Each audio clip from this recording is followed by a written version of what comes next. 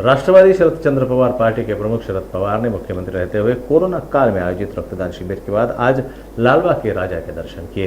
लेकिन बीजेपी विधायक प्रवीण दरेकर ने उनके इस कृति की आलोचना की। उन्होंने पवार की आलोचना करते हुए कहा कि एक तरफ ज्ञानेश्वर महाराज की मौजूदगी में हिंदू देवी देवताओं का अपमान सुनना और दूसरी तरफ दर्शन के लिए आना केवल पवार का दिखावा है।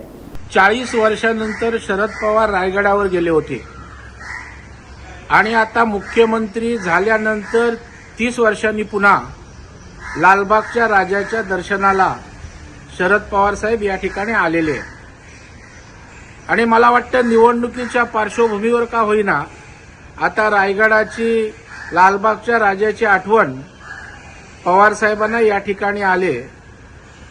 मी लालबागच्या राजाला प्रार्थना करतो की यांना या ठिकाणी हिंदुत्वाच्या बाबतीत सुबुद्धी देवो, परंतु या ठिकाणी ज्ञानेश्वर महाराज यांनी पवार साहेबांसमोर प्रभू रामचंद्राचा विठुरायाचा हिंदुत्वाचा त्या ठिकाणी अपमान केला।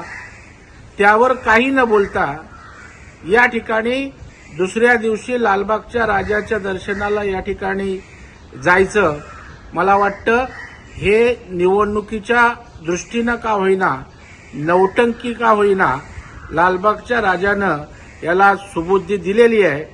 परंतु महाराष्ट्रातील जनतेला यांचं हे ढोंगी प्रेम, ह्या ढोंगी श्रद्धा निश्चितच त्या ठिकाणी समजून येतात।